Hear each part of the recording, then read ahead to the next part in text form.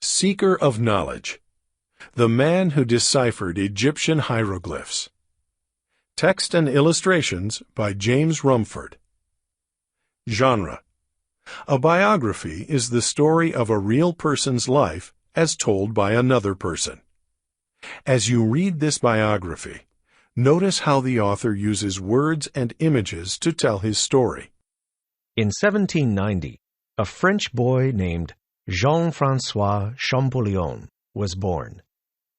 When he was 7, his older brother told him about General Napoleon, the great leader of France, who was in Egypt uncovering the past. "Someday, I'll go to Egypt too," Jean-François told his brother as he sat spellbound, imagining himself with Napoleon, making his own discoveries. When Jean-François was 11, he went to school in the city of Grenoble. There, his brother took him to meet a famous scientist who had been in Egypt with Napoleon. The scientist's house was filled with Egyptian treasures. Each one captured the boy's imagination. "Can anyone read their writing?" asked Jean-François. "No, no one," the scientist replied. "Then I will one day," said Jean-François, and he left the house full of enthusiasm, sure that he would be the first to discover the key to Egyptian hieroglyphs.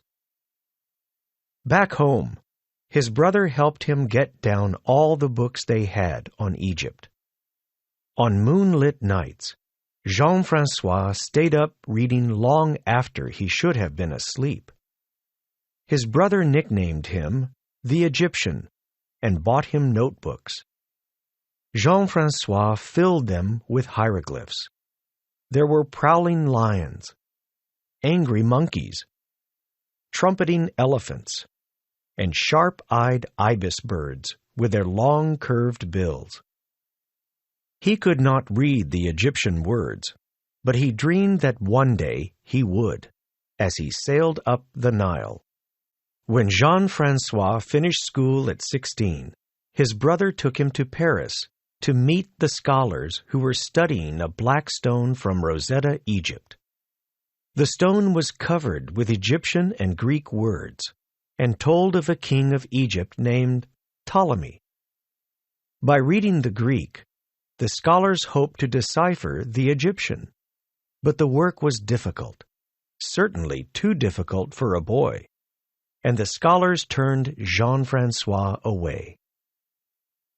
They did not see the fire burning bright in his eyes. They did not recognize the genius who had already learned all the known ancient languages.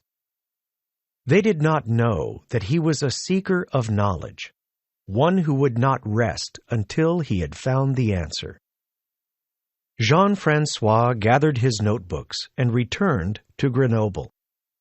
There he taught school.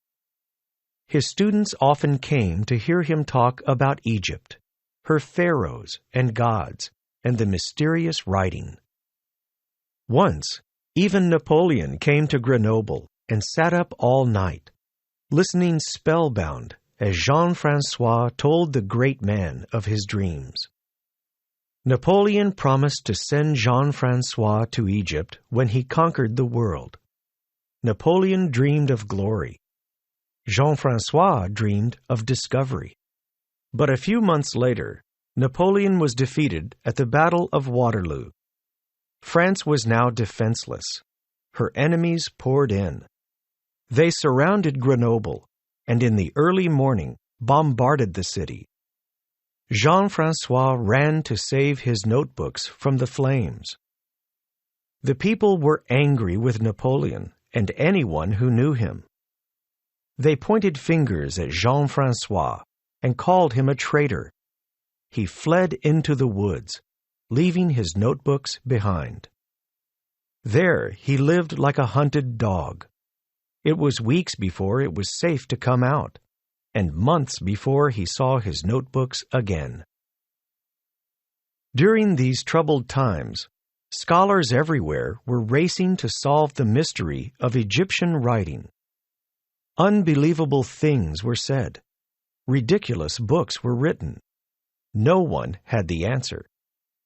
Then an Englishman discovered that a few of the hieroglyphs on the Rosetta Stone were letters, and he deciphered King Ptolemy's name.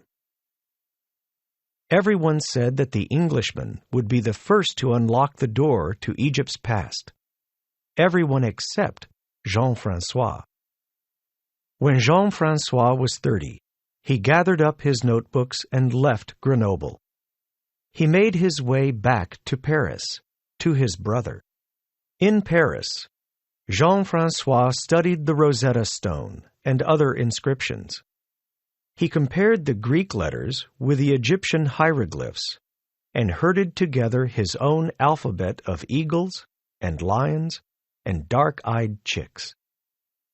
But this wonderful list of letters was no help in reading the language. There were too many pictures he did not understand. What to make of a fish with legs, a jackal with wings, or an ibis god with a long curved bill? There had to be a link between the pictures and the Egyptian letters. But what was it? Jean-François slept little. He ate almost nothing. Then, on a September morning in 1822, Jean-François found a small package on his doorstep from a friend in Egypt. In it were the names of pharaohs copied from a temple wall. Each name was a jigsaw puzzle of letters and pictures. Jean-François studied the names and saw the link. The pictures were sounds too. Not single letters, but syllables, even whole words. One of the names drew him. It began with the hieroglyph of an old silent friend perched on a sacred staff. This was a picture of the god of writing, Thoth, followed by the letters M and S. Thothmes, Jean-François suddenly exclaimed, and the rushing sound of the pharaoh's name, as if carried on wings across the centuries, filled the room. Jean-François raced down the street to his brother's office. He burst through the door, exclaiming, "I have the key!" Then he collapsed. He had not eaten. He had not slept. For 5 days he lay near death. On the 5th day he awoke. "Pen and paper," he whispered, and he wrote of his discovery to the world. People all over France celebrated his triumph as Jean-François became the first to translate the ancient writing and open the door to Egypt's past. A few years later, the people of France sent Jean-François to Egypt on an expedition to uncover more secrets. He knew Egypt so well in his mind that he felt he was going home. As Jean-François had imagined 1,000 times in his dreams, he sailed up the Nile. Once ashore, he entered the ruins of a temple. A magnificent flock of ibis suddenly rose up from the reeds and took flight. Below, the ibis saw the seeker of knowledge touch the stone walls. His fingers dipped into the carved pictures. He pressed his ear to the stone and listened to the ancient voices.